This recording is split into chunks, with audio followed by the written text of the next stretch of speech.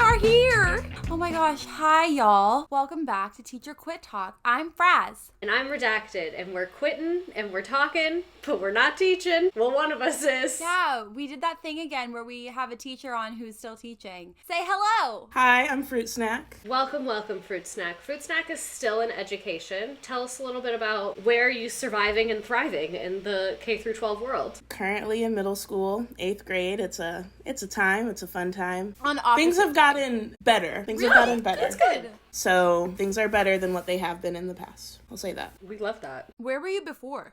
I am from Minnesota and I went to undergrad in Wisconsin. I moved here after undergrad during that fun COVID year. Started teaching here. Oh, so did you start teaching in COVID times? Yes. So 2020, it was a great time to move to a new state and to start a new career.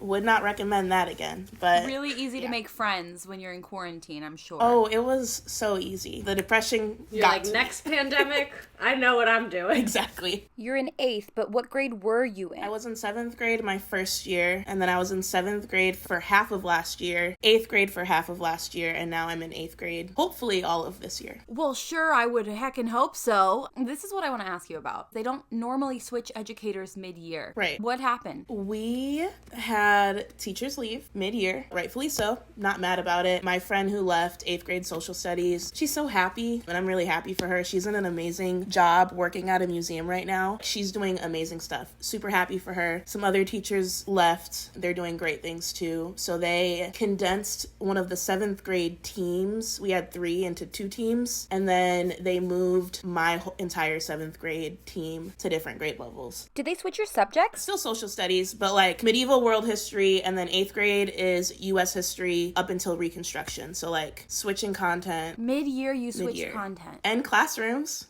That was a fun time. No, you did not. Yeah. Oh, no. Deadass. They said, just to make it worse, you're also moving. You gotta Congratulations. Yeah.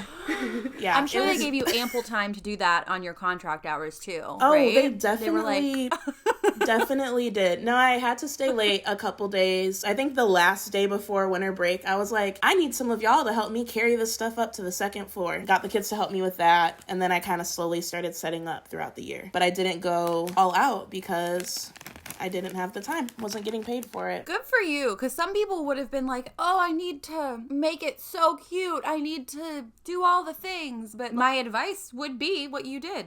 Don't. I literally would have been like, the window hangings aren't done and the kids are coming on Monday. Literally, they told us the week before we were going on winter break. So like that Friday they told us. Loki had a breakdown. It was during my planning period. Then I had to like calm myself down. Had the week to like take stuff down slowly. And then we couldn't go back in the building. I was in Minnesota over winter break. So when we came back, it was like it had to be ready somehow. I can't believe they gave you that information midday. It throws you off, obviously. Mm-hmm. I'm so sorry. Had you been at that school since you started teaching? Yeah. But we're here. We're kicking. We're here. We're kicking. I know I'm like a history stan or whatever, but I feel like switching content mid-year with history to me is like in some ways harder because history is such like a story building and such like a narrative. And especially like in your 2nd year, like your first year teaching a history course, you're just like panic. And then the next year you're kind of like, oh, I know how I want to tell this story. Like I know the curriculum now and I know how to make the story across the whole year and like really like call back to things. Like you get in a groove of it. So to like have that ripped out from under you halfway through the story is like so jarring. And then you just get a new story with new characters and new people that you don't even know them. Yeah. And I think it's the same with all content areas too, because that's like how I view phonics and English and science. Like you're very strategically choosing, at least your 2nd year, not your 1st year. Your 1st year, like you said, panic. Your 1st year, you're like, you're surviving. I'm one day ahead of the children. Yeah. Today's World War I. Yeah. Let's talk about it. Hello. The kids are like, what's World War II? And you're like, shh. Not yet. Silence. Don't throw me off. But yeah, the 2nd year, you're like, okay, you know what? The kids really respond to this science lesson at this time of the year because in the curriculum, we're talking about bullfrogs, and this is about the life cycle of animals, and I can stack that so we're teaching cross-curricular. Like, you really get these things in your 2nd year. So, like, I so sympathize. Like, I'm getting secondhand, like, anxiety thinking about it for you. So, like, how's this year going? Are you having the second year experience this year now? It feels, no, I'm like still in 8th grade, but it feels more like my second year teaching like fully in a classroom. I don't know if it's the school year or if it's the time of year, like October, November, but I'm burnt out and over it. And so we have a long weekend coming up and I'm gonna take a sick day and make it longer. Yes. So Yes. just to decompress. We love a sick day. We love it. October is also known as the pit of despair of teaching morale. Yes. Whatever you think your low is, October in education will bring you lower. October and February. Oof. My last day teaching was February 18th. So 10 more days couldn't do it. Our calendar is like such that March is really brutal. So I've always been told by mentors, like, don't make career decisions in October or March. But now, as a person who very much encourages everyone to find their joy, I'm like, screw that. If you're angry and you're upset or you're like just sad or burnt out, who cares? Like, Hit the bricks. hit the bricks. It's over though. It's just going, and then it keeps going, and then it's going, and then you're like, it's still October, and it's going. Yep. No breaks, nothing. No. Just constant. Nothing. Somebody told me they had a fall break, and I was like, pardon me? Like, that sounds lovely, but never had such a thing myself. We had one in September, and it was very nice. Only the second year, I think, that we've done it. It was needed. How long was your fall break? Thursday, Friday, Saturday, Sunday. And I think our union fought for it. Sorry to move backwards, but how did you find out that you were switching grade levels? It was the middle of the day, but what was the communication method? The communication. So I was like about to go to the bathroom because, you know, you go to the bathroom during your planning. Only time you can go. Yeah. And my coworker was like, we need to go to the auditorium. And I'm like, what do you mean? Because I didn't have an email, didn't have a text message from anyone that I needed to go in the auditorium. And I get all these text messages from one of my coworkers, one of my really close friends, and she's like, you need to get to the auditorium right now. And I'm like, okay, like, I'm coming. Like, damn. It was awkward because literally all of the 7th grade teachers are sitting there, all of the admin is in there, and I walk in and I'm like, oh shit, like, are we in trouble? So I sit down, like, they're in the middle of talking, and they're explaining how there's going to be some movement, and they're explaining who's going to move, and I'm the type of person who doesn't like to show emotion, so I was, like, trying to remain, like, really, like, calm and stoic, but I literally start having, like, these angry tears, and I'm fucking pissed off, excuse my language. One of the APs tries to, like, console me, and they're like, we'll be here to support you, we'll mentor you. One of the APs, absolutely love her, she taught US history, and she's like, I will be here to support you and help you with anything you need. And thankfully the other 8th grade teacher is the department chair, and she's one of my really close friends, like, outside of work, so, like, I knew she'd be there to support me, but, like, I was really angry and frustrated. So the communication, not the best. I would have just, like, sent them an email afterwards, like, titled meeting follow-up, and then the contents of the email would just be an audio file of me screaming. No words, just literal roars. Just screaming, more screaming. Do you feel like they followed through, like, with your support? Like, did you end up feeling supported by them, or was it just not enough? There are certain people at my school that are extremely supportive, and I think there are people at my school who they try, but they're not. Yeah, that's a bummer. No support, just vibes. No support, just Khan Academy. Yeah. Khan Academy, Crash Course. Love Crash Course. Love a Crash Course. Big fan. I remember, this is so irrelevant, but I remember when I was in like 10th and 11th grade, I was taking AP like world history and then US history, and our summer reading list was literally just 30 Crash Course videos. They just sent us like a document with the links to them and said we needed to write a paragraph about each one. And then on the first day of school, we took a test over them. And looking back, like, is that allowed? Like, I feel like that's not. How is that even a reading list? Have you told Hank Green that? No. Should we invite him on the pod? Like, I had not thought about that till this exact second, that looking back, like, that's a weird fucking summer assignment, and the fact that it happened twice. And to watch 30 of them. That's what I did when I studied for my praxis. Yeah. I watched all the Crash Course videos. in double time speed. No, and I remember I was watching them, and obviously I procrastinated, so it was like 2 days before school started, and my mom was like, are you binge watching Crash Course videos? Because it had been like hours. And I'd have to do it in half speed, because I was like, let's slow the book down. I've never learned any of this. Yes. Oh my God. No, you should make a TikTok and tell Hank Green that, because that's freaking amazing. So it's Please the do. third pillar of U.S. education is Crash Course. It is. That's how I did my CSET studying too.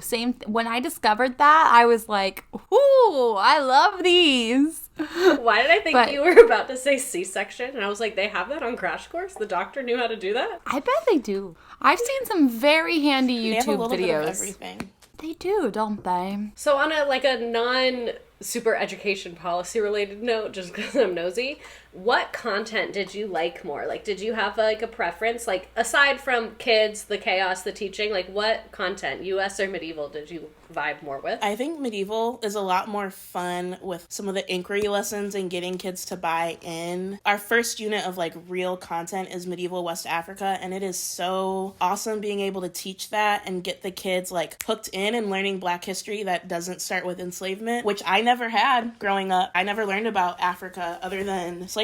So I really love the curriculum, and then we go into like different American cultures and groups like the Nahua and the Aztec and the Inca, and we learn about like the rise and spread of Islam, and there's just like a lot of really cool stuff that I don't remember learning growing up. And US history, it's really important, and I want the kids to like get the full history of it.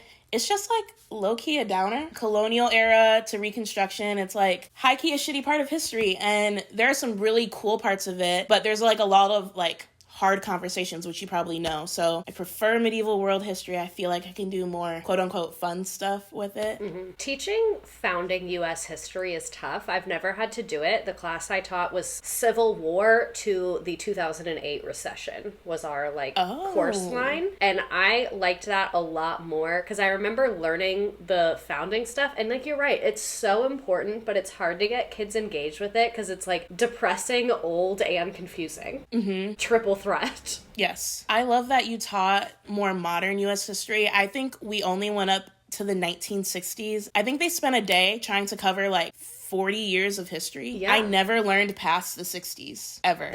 It's all on my own. That was my experience as well. And my first year teaching, it was actually incredibly difficult because I didn't learn any of that stuff. So I had to teach it to myself to teach it. And it was through teaching it that I grew to love history more because I learned the Vietnam War in 2 slides on one day. And like being able to spend an hour and a half teaching someone the Vietnam War. And like now I'm like an old man weirdly obsessed with the Vietnam War, not to plug myself, but we're doing a 2-part educational stream about it. Ooh. But like it's crazy how many Americans are like ignorant to modern US history because the school system glosses over it for so many people. Can we plug your stream though? Yeah. Because I love that you do that. The reason I love that you do that is not just because I think you're hilarious. I do. I would listen to you talk about like the phone book, you know, but I Just would read it. dead ass. The interjections would be thrilling, but because of what you said, because we have to learn things on our own. Yeah. You know, so let's talk about it. So we're gonna have a plug. Our plug is that the U.S. education system really fails, especially I think people around our age, like people in their 20s and 30s, on history of 1960s, 70s, and 80s specifically, which is my favorite time in U.S. history. So like most of my streams are about things that happened in that time. Because if you think about like the technological advancements that came about, like that's when computers became a thing. That's when international shipping and trading became a thing. That's when like mass travel became a thing because of airplanes. The world we live in today, most of our problems and our good things and greatnesses can be traced back to that like 1950 to 2000 time period. So I love Stream and the history streams because it's an easy way to learn about that, because when you Google it, it's so hard to learn about it. Like what you get is biased, it's conflicting, it's confusing, it's politicized. So like doing Stream and teaching the history classes like fuels me because people are able to engage in something easily while learning about like the world we live in. So if you want to learn about the Vietnam War and why it's literally batshit crazy that we were there, on November 9th, we'll be talking about just the Vietnam War in general and all the protests that happened because of it, because American protesting and what we think of as a protest, that's the Vietnam War. That's when that started. And then on November 16th, we're talking about the long-term effects, both on the world, the economy, and on U.S. veterans and the Vietnamese people that unfortunately experienced this event. That was an amazing plug. Back to podcast land. So, as someone that's in the classroom right now, how are the vibes? What issues have you been facing? How are things? What is it like interacting with 8th graders who have lived through coronavirus? The vibes in the classroom are not too bad. The 8th graders are great. Some of them I taught last year, which has been kind of nice, seeing how they've improved behavior-wise. Some of the behaviors feel more like 7th grade behaviors now. Because usually 8th graders are more mature now, but like some of them are acting very different than what they should be. The vibes at the school right now are, I think everyone's just exhausted and tired. Not completely positive all the time. I'm curious to hear about your union. What's your, what is your union a big union? Is it high join, low join? What's your experience with it? I'm in a pretty big union. My school district is like in the top 50 biggest school districts in the nation. And so I think my union has done great things in the past, advocating for teachers. And I feel like I don't have as much of a say because I've only been this is my 3rd year being a member, but speaking to union members who've been in the union for a while, they feel like our union's not doing enough. Just like issues with pay. We recently got the first pay increase in like years, but it has not matched up with the rate of inflation. So like teachers are losing money, especially if you've been in the districts for a really long time. I'm all for unions. I love unions. I do think there are some very awful teachers that are protected by our union. That's probably across the country. There are awful teachers. Like there are people who should not be around kids, should not be in the profession, and they are just protected by the union. And I love that unions can protect, the people who are doing what they need to do. They're doing their job, but like that is one frustration I have. You don't have to answer this, but is your union expensive? Yeah. I don't know in relation to other unions. I think it's like maybe $60 a paycheck. Yeah, that's pretty pricey. Mine was $70, and a lot of times people would say that mine was like on the higher end. Mm-hmm. I'm very pro-union. If you've consumed any of my content, you know that I'm very pro-union, but I also see in like a teacher's union is such an interesting thing because it's inherently tied to the government. I've seen so many amazing teachers unions and I've seen so many terrible teachers unions. Mm-hmm. Like I think the spectrum is just crazy. The unions that are doing it right are really like walking the walk and talking the talk. But some of them, like you said, I've seen them protect and promote terrible teachers to be union leadership, and then they turn around and like don't fight for cost of living adjustments and things like that. And I think, unions can kind of go through this cycle where like when they're started, it's grassroots and it's very powerful. And then eventually just the bureaucracy gets stronger and stronger and they can kind of turn into a money pit. Mm-hmm. I spent almost $3,000 on union dues over the course of my teaching career. And the amount of print mail that I've thrown away from them, where I was like, how much of this that I'm doing is going towards print mailers of you just trying to get yourself reelected as a union president when I'm buying my own paper because I can't print worksheets for the children. Exactly. Like, what are we doing here? Yep. And the print mailer is so accurate. I got one a couple weeks ago that it was like, reach out to us and you can stand outside of an election place and advocate for us to get reelected and we'll pay you $400. And I was like, cool, this is probably my own money just coming back to me if I were to do that from 6 to 6 p.m. I was contemplating because I was like, $400. But then I was like, I don't want to stand outside from 6 a.m. to 6 p.m.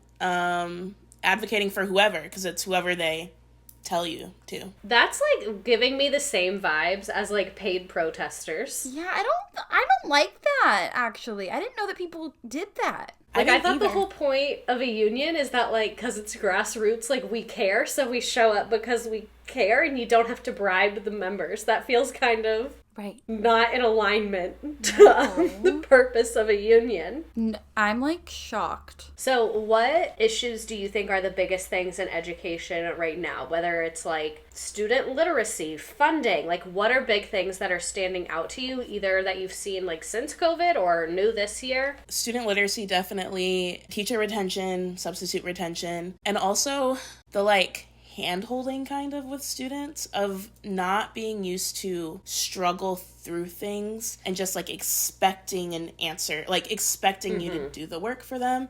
And I think that has to do with COVID. Like, they're not used to a school setting where they have to work through problems. And they kind of have to figure things out. I know what you mean about, like, the struggling through an answer. I would experience that so much, where I would, like, trying to be giving a kid, like, probing questions. Like, well, what about this? What about this? Trying to help them, like, scaffold up to an answer. And they'd be like, just tell me. It'll be just faster if you tell me. Like, I think, like, the, like, shift I noticed, and it's obviously easy to be like, back in my day, in the last couple of years from when I was in high school, is, like, the shift from mastering the material to checking a box of the assignment being done.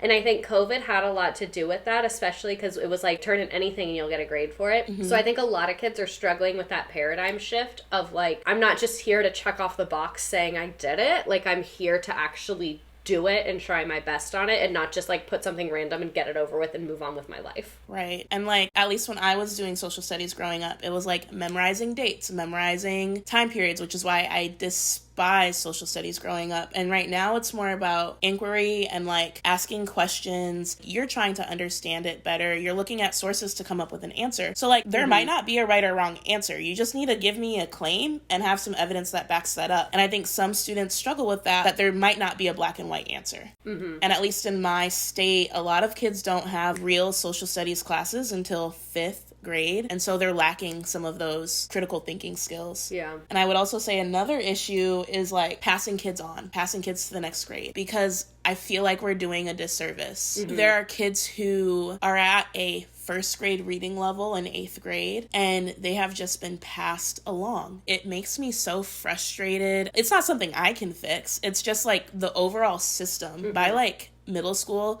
if they have siblings, they know the system. They know they could do jack shit and still get passed along. And that's really disheartening. I used to feel like a cartoon villain, evil witch that was like harnessing children's sadness at the end of the first quarter, because I taught 11th grade. Those kids knew the system. Literally, I would have them say, I'll just make it up at the end. I'll just do the project at the end. And I'm of the firm believer, high expectations are a gift. And one of my favorite quotes ever is that spoiled children are the least happy. And I think children that have not had expectations and just get passed along end up unhappy, because then they get out there and are not getting what they want. And it's so jarring to them that they're unhappy. So I would always feel like a cartoon villain, because it would be the end of quarter one. And for any of the haters out there, I accepted late work all the way until the end. My stance is, I'm not going to give you a mini alternate assignment to make up for a whole semester's worth of work. If you want to do the whole work at the end, I'll grade it. But when they realized that truly, like, no one's coming to help you, like, all these things that you missed, you are in fact getting the 0 for those, they would be heartbroken, because they had known the system for so long and it had never happened to them. And the number of those kids who are in college now who have thanked me and said, you were the only teacher that held me to due dates, and like, knowing that I was able to pass your class, like, gave me confidence to be able to like get my shit together in these college classes and like look at the syllabus and do the due dates. So I think you're right. Like, it's such a disservice to create this false expectation for them. What you brought up, fruit snack, is like the biggest issue I have right now. Like, I talk about it to anybody who will listen to me, because I get so frustrated, because like you said, we can't do anything about it as individual teachers. I recommended some students be retained last year following like all the social things, you know, like when you're thinking about retention, it's not without heavy consideration, even in elementary school. So, you know, you're thinking about, does the child look like they could go to the grade level below them and fit in with their peers, or would it be like a social stigma? You know, you're thinking about even things like that. Parents have to also be like, this is what I want. These parents in particular wanted their kids to be retained in kindergarten, but then the pandemic hit. Regardless, they are in the next grade. And the reason I wanted to retain them is not because I'm evil. It's because they were reading at a before kindergarten level. It was just not fair to them, because they go from 3rd grade, where they're already not able to complete the standardized test, because the standardized test in 3rd grade is read 2 nonfiction articles, complete a 5-page open-ended multiple choice charting, all this different shit test, and then you have to take both sources sources, take notes, answer a prompt using those sources. And you have kids that are reading at a fucking kindergarten level crying because they think there's something wrong with them. There's nothing wrong with them. There's something wrong with the system that's failing them. I literally have a bachelor's degree, and like that would be a hard test for me to take. It is brutal. Like, granted, I did go to Florida State, but like, I'm sorry, you said they're how old when they take that test? 8, 9. Brutal. And this is before they... I've never met an 8 or 9-year-old that can carry a solid conversation, let alone analyze a nonfiction article and produce their own article. The thing is, before COVID, they were doing it pretty much. I mean, pretty much. You spend all year building to that. So just all down to the academic language. You're calling it a passage or a text instead of a story, just so that come May, they're not like, read the passage, use evidence from the text, you know, like you're like really spending all year on that.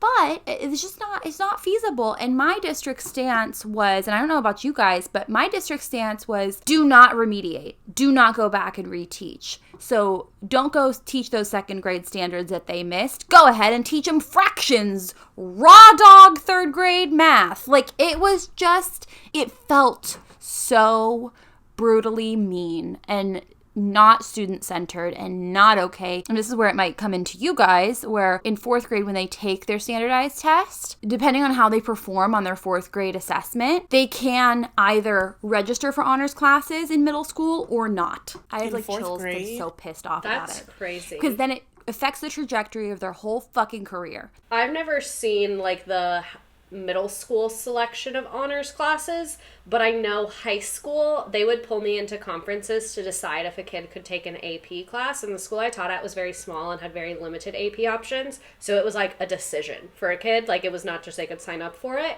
and every time they'd pull up their middle school transcript and see if they had honors classes and how they did in them, and it wasn't always the deciding factor, but it was one of the biggest factors in the decision. And again, like I don't know how that came to be, I wasn't a part of that, but I remember sitting with 17-year-olds who are getting ready to see if they can take this class that'll help them get into college and being like, well, how'd 6th grade math go for you? Like, it sets our kids on a path that's not their fault. It's never their fault, to be honest with you. Before COVID, it wasn't even their fault because there's just so many factors that goes into performing, quote unquote, well in an academic setting. But the do not go back, do not remediate is why you see students, like you've mentioned, redacted, graduating illiterate. You see students in your grade level reading at a 1st grade level. And that is the hardest thing, is that as teachers, we are literally not able to do what we are there to do. And it's just like really sad. I'm so sorry for those kids because they internalize it. You know, they really do. You're getting a grade and it's your whole world. When you're in school, it's not part of your world. It's your entire world. That social scene, that academics, the clubs you're in, the extracurriculars you do. Oh, my babies. I'm curious to hear, like, what the middle school version of this, because, like, in elementary, I think kids get very, like, emotionally torn up over things like that. And then in high school, I would kind of see the opposite end, where they were just, like, so down from years of it that I would have kids that every time I gave them a test, and ours were on computers, they would go, Miss, I don't do tests. Click random answers and close the computer. And I'm like, what did it take for you to get to this point? And the battles that I have to fight where I'd be like, I do not care if you get every question wrong. Just read the question. Just read the question. I don't care if you only read it one time. Just at least read it. And they'll be like, it doesn't matter. I fail all of them anyway. I'm just going to get extra credit for something else later. I can't do it. And so I'm curious to hear, Fruit Snack, what's like the middle school version of how this is coming together? I feel like it's the standardized testing. Like in 8th grade, at the end of, we do MAP testing like every season. Our state testing at the end, last year we literally did 4 days of state testing. And that's exhausting. No kid should have to sit in front of a computer screen answering these questions. And it's very similar to what you were saying, Fraz, like it's reading passages and answering questions. And then they get test fatigue, they're exhausted from it. And like, I don't blame them. I would be tired of it too. I do think, I've never taught 6th grade, but I've been around 6th graders and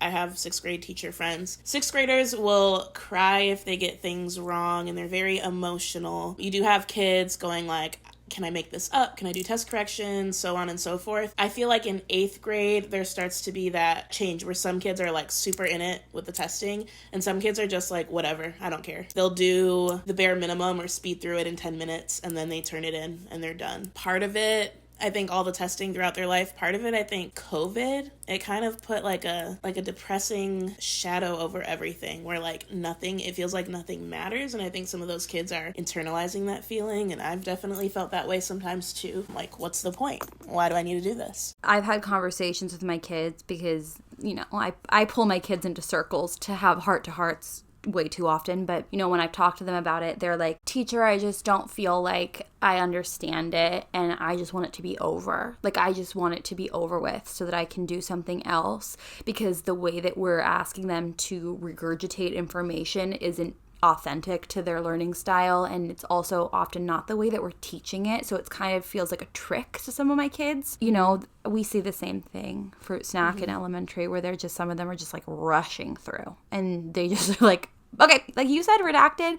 I don't care if they get it wrong because it's information for me. Yeah. I want to know what they get wrong because an assessment is assessing what my students learn and what they know so that I can be a better teacher. And I try to present it that way. But if you've had enough teachers who tell you different things and they make it about your worth, it's really hard to undo that. Yeah. And the more grades that pass, the harder it is. If anyone listening needs a hack for that, I probably would not take this approach with an elementary school student. But my kids, whenever we'd have that conversation, they were coming to me very frustrated, angry, and upset. And so, like, a lot of times with high schoolers, you just kind of have to match their energy. Don't be angry at them, obviously. But I would just tell them, I'd be like, you're leaving me in the dark. Like, I get paid a medium, small-ish amount of dollars to come here and make sure you know what you need to know. And I can't do that if you're not giving me this information. And, like, regardless of what the dynamic between me and you is, you have to take the standardized test at the end of the year. So at the end of the year, when I have all this information from all your peers, in order to help them and help myself, because I unfortunately have a job too, on you, we're just going to have no information. And like, is that what you want for yourself? What if you have a change of heart in 6 months? I would just always say, like, think about the kid you were in 10th grade, how different you are now. Don't be mad at yourself later because of how you acted right now. And usually that kind of tough love can kind of break through to them. But again, to an elementary schooler, that probably would not help. No, I say similar things, not like that, but I'm like, I want to help you, and that's my job. Do you guys ever have kids that say, maybe not at the big kid, no, you don't have that. Okay, so in elementary school, our kids will be like, what's your job? I'm like, this is my job. Do they get their feelings hurt when they find out you get paid to hang out with them? They're just like confused. Like, they're like, this is your job? That's usually the reaction that I get. Or it's like, yeah. Not so much in 3rd grade, but very much in kindergarten, where kids would be like blown away that they'd be like, this is your house. This is where you live. And I'm like, nope, I have one. And then they love to ask questions like, do you have a mom? Does your mom cook for you? Questions like that. When I taught early Head Start, I mainly worked in the 1.5-year-old room, so they don't really ask, like, riveting questions. But one time I was subbing in the 3-year-old room, and it was during dismissal, and, like, the last kid was leaving, and she was like, oh, so your mommy's coming to pick you up? And I was like, oh no, my mommy doesn't come to pick me up. Like, I'm gonna just drive home in my car. Was she so sad for you? Yeah, and then she was like, wait, you're gonna drive in your car, but where's your baby? And I was like, I don't have a baby. I just drive in the car by myself. And she goes, so you're just by yourself? And I was like, yeah, now that you think about it, I am. Yeah, they get so sad for you. When they found out my mommy doesn't cook me dinner, they were like, what? Man. Fruit snacks and like your magic teacher universe land, what would be like all the things you would need to stay in your job and be like, I love this job, I would never leave this job, this is an amazing job? Like, what's your teacher wish list, but like from the government? Better pay. Yes. Definitely better pay. I also would like more time to do all the things in my job description. I would like more planning time. More time to contact parents and families and make those connections, build those relationships. More time to work one-on-one with kids. One of my favorite things about like the COVID year was being able to do like one-on-ones with kids, like office hours. That was awesome. Like able to build those relationships a lot closer with the kids, help them out more support and understanding from higher ups. Substitutes would be nice. What are the sub vibes at your school? Like, if you're not there, what happens? It depends on how many teachers are out that day. So, like, we get an email every morning of, like, who's out and who's covering. Like, in one position, there is a teacher, her past district won't release her. So, like, the ELA coach is subbing until she gets released. What? They just said no? You may not go? Yeah, she's in another district, and she, like, got the position over the summer at my school, and her other district will not release her. I would just be like, okay, I'm gonna go. I let you guys know, so I'm gonna go. Is there, like, a fence? Like, what? But I think it's connected to her, like, teaching certification, her license. And then, like, they pull the librarian a lot to cover classes. And sometimes our AIC, our academic instructional coach, will cover. The person who runs course recovery is not able to do her job because she's pulled to cover all the time. Sometimes if there are a lot of people out, they'll split kids on teams. So you'll have like 40 kids in a classroom because they're all split. Sometimes you might be lucky enough to get a sub. Sometimes. It's like a 4-leaf clover. Yeah, a 4-leaf clover. A unicorn. And then other times you have to cover during your planning or like PLC time. Do you guys get paid if you have to cover during your planning? This is something I discovered some people are getting. Only if it's during our planning. If it is during our PLC time, we do not get paid. But then we're still expected to do like all the documentation and all the PLC stuff on our own time. Interesting math there. I would love to be in the room when these decisions get made. How was Halloween yesterday? Oh yeah, how was Halloween and post-Halloween? At school, not too bad. Kids were a little chaotic, awesome costumes. Today was more rough, I feel like. The come down. The hangover. Our first class is kind of like a homeroom. 8 kids passed out. Like kids who are usually not even asleep. They're just like drooling, head on the table, falling asleep, sitting upright. And I should have taken a picture. It was so comical. I usually do the like, just checking to make sure you're alive. And then if you fall asleep again, live your life if that's what you need. Yeah, but some of them I was kind of concerned. Like I didn't see any body movement. I was like, are you doing okay? Like, hold up a mirror to their mouth to see if they're breathing. You're like, the Snickers got another one. Were they, like, crazy after that, or were they just kind of asleep all day? I feel like that class, they were asleep all day, and then they were just kind of hyper. I did do a little quiz today, an open notes quiz, because I knew they'd be chaotic, so that kind of quieted them down. That's We did a quick quiz, and then a video. Ooh, a crash course? No, it wasn't a crash course, unfortunately. It was American Battlefield Trust. Revolutionary War, fun stuff. The revolution's coming. I love it. We're about to have... We're just preparing them for the American Revolution Part 2. Oh my god, don't! Redacted. Which... Cut that out. I don't want to say anything. I've seen articles. I've seen some articles.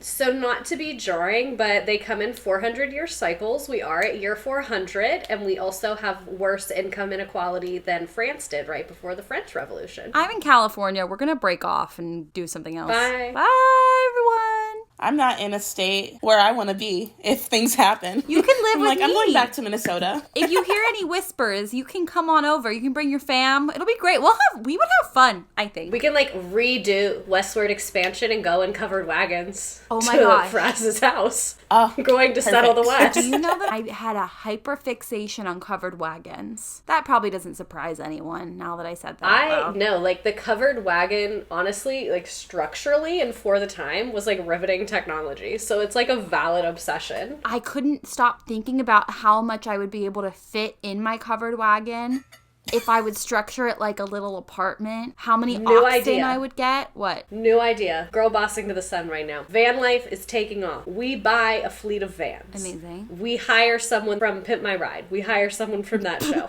We turn the vans. That was such a good show. That was a good show. Into cover. It really was. I loved it. We turn the vans into covered wagons, like the look, but it's still inside. So it's like you can travel the country in a covered wagon and settle it minus like the racism and genocide. Like it's just for fun. Like exactly. I We love can that get idea. our dogs oxen costumes. yes, it comes with the costume and a dog. And after this, I might go sit down and Draft your some business research. plan.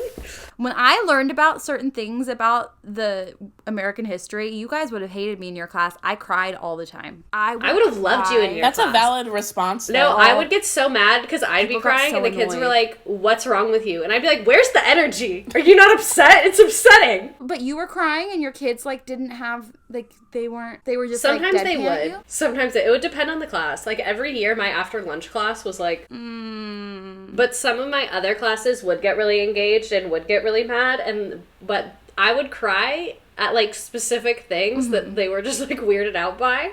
I was crying at like student organized protests throughout like the protest era. Ooh, and I was crying because I was like, it reminds me of you, and I think about how these are the women that fought for me to have the rights that I have, and then like I view them as heroes, but looking back they're you. And the kids were like, you're probably like, you're crazy. No, literally. Like, oh, they just don't understand. teenagers can only communicate their emotions via text message. They can't do it verbally. They would text me and they'd be like, that really meant a lot. Like, thank you. Aww.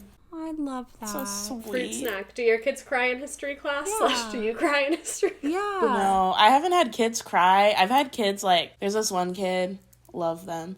They'll just get really pissed off and they'll be like, this is so fucking stupid. Why are we learning about this? This is all about how like white people did us dirty. And I'm like, oh yeah. But there are times when they'll say stuff and I'm like, I completely agree, but I'm like, I can't do that as a teacher. I have to be neutral in this situation. Not for like awful atrocities. You can't be neutral in that aspect. No. But yeah, no crying yet. Anger is such a valid emotion though. They're like mad at the subject. They're like, this is like, we were talking about enslavement and like different ways of resisting enslavement. And they were just like mad, rightfully so. Like, rightfully so. Yeah, absolutely. Yeah. It's just so important to know the history behind why things like racism is such a big issue in our country, because it's always been an issue. But like, if you're just a middle schooler and you're seeing like the Black Lives Matter protests in 2020, for example, you're seeing the George Floyd, you're seeing his murder, and you don't have like the back story for that, I feel like that's really dangerous. It's never been more important to go into a history class and hear the other side of enslavement, of the history in our country, of the civil rights movement, because it has historically been so whitewashed and in a lot of ways like, see, we fixed it. Like, no, we did not. It didn't come out of nowhere. Like, I guess a meme where it's like, American school system teaching racism, and it was like slavery was bad and then we ended it and then the vibes were bad and then MLK came and then and then it's like the last racist person on earth killed MLK and now it's fine. That's how people view it. And that's what some kids think though, which is really like disheartening. So breaking that up, like what you said, Redacted, about like, this is you to your kids, it really is kind of amazing to see Gen Z and younger, how they are taking things into their own hands and really stepping up and saying, you know what, this shit's never been okay and it's not okay now, and we're gonna be loud about it, which historically people haven't always had the courage to do. Fruit snack. I'm also curious because Faraz, what you mentioned is like the conversation around education and history and like why it's so important has become a lot more in the mainstream than it was like when we were little kids. But the other interesting thing is that like history is being replaced by ELA push-in, which is important, but those are two very different things. And so it's interesting that like in the mainstream we have this why it's important, yet in practice it's kind of falling to the wayside. So Fruit snack, from a middle school perspective, like, do you feel like history is being valued and you teaching your kids these things? Does it have buy-in and value from the kids and from like the government? Our curriculum was recently rewritten. So it's so much reading and so much writing. Like, we're really diving deep into like writing, and it feels more like an ELA class than a social studies class, at least when we were younger. I do feel the district has been making, and the state has been making, some better changes with the curriculum, but it does very much feel more ELA-esque. Like, we are constantly writing, which you should always be writing. I think in every content, they are pushing for more reading and writing in general. It's rough because when I was getting my master's, they were like teaching us about this stuff, but it wasn't teaching how to write and teaching how to like do ELA stuff. So sometimes I feel at a loss, and some of the other teachers who've been teaching longer in social studies are really struggling with like the big shift that has been happening with the standards, where they're complaining like, we've literally have not received any PDs on this. We do not know how to teach how you expect us to teach. So I think that's been a little bit hard. I do think reading and writing has its place in social studies, but I don't know. Yeah. I mean, it already lends itself to it. So the push to like replace it, it feels like we were already reading and writing in history, guys. Like you don't need to be so aggressive. What's being cut out, and to me this is some of the most important things for future like civic and historical literacy, is like we're pushing all this reading and writing and we're leaving out interpreting photos, interpreting short documents, interpreting news, interpreting graphs and maps. Like the amount of kids that when they look at a map they're like, I have no idea what I'm looking at.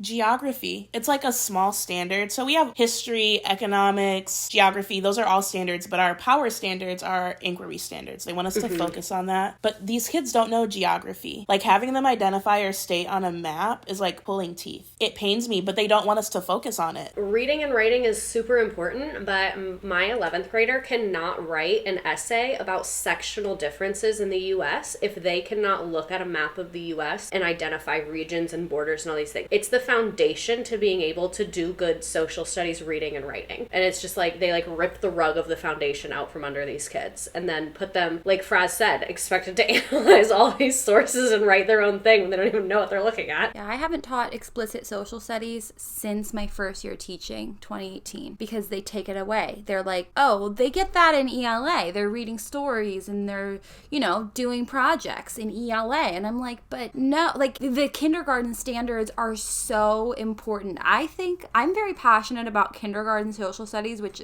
looks totally different from you guys. I know it sounds ridiculous, but kids... No, I love kindergarten social studies. Learn what a person is. Learn what emotions are. And learn what a city is. Yes. And it's so critical because kids at that age are in the pre-operational stage, which means that they are very egocentric, and like egocentric has like a negative connotation, but it's just that they only know themselves and their lives and their bodies. I'm going to have to re-record this in post, but I don't care. Because she's barking behind me. They're in social studies starting out by expanding their worldview, going from myself to my family to my community to my school, and not teaching that from a social emotional learning standard. It just feels like a disservice to them. Nope, we're just going to get rid of social studies. It's cancelled. You shall read one article that Benjamin Franklin wrote, and that is enough. Fruit Snack, you've been incredible. You've been an icon. What do you think your future holds? Well, I was thinking about what Fraz said earlier about not making decisions in October or February. Is that what you said, or March? And I do think I've been a little hot-headed recently. So I need to do a little reflection. I feel like I always feel this way, but I'm not going to stay in education forever. I don't think mentally I can do it. I feel like I've lost a lot of myself and my mental health has not been the best. But like everything that you're feeling is valid. And just because it's October, like I don't want you to ever discredit your very real emotions, because it doesn't matter if it's a historically hard month. Like it's honestly historically hard for a reason. Everybody else is going to gaslight you, so don't gaslight yourself. It's okay to feel burnt out, or whatever you're feeling is okay. I love and appreciate you. I'd be worried if you weren't pissed. If you weren't pissed, I'd be like, you need to get this woman checked out. Yeah. True. And I feel like as educators, like having that fire actually can be helpful, because whether you leave the classroom or you stay, it's going to carry you into the next thing that you do, and it's what makes you a good teacher. It's what makes you a good person, and like it's why you're there and why you're the right person for that job, even if that's just like a time and a place. Don't feel guilty about putting yourself first. Thank you. I needed that. All my friends are saying the same thing. Yeah. And family. But I appreciate you guys so much. I appreciate you. I'm so glad that we got to like talk. Same. Thanks for coming on our podcast. Thanks for listening. Thanks for talking. Thanks for teaching. Thanks for being a teacher and teaching the children, because Lord knows the government's trying to convince us not to. Fruit Snack, you've been incredible. To our listeners, if you're on your way to work, you'll get through it. Oh God. And live, laugh, love. When you get an email finding out you're switching grade levels mid-year, just reply, live, laugh, love. And then don't decorate your new classroom. Don't. Do your best. Take your sick days. Take those personal days. And don't feel guilty because you deserve them. That's right. Yes. Perfect note to end on. Yeah. And bye. Bye. I love you. Okay. Podcast land is over.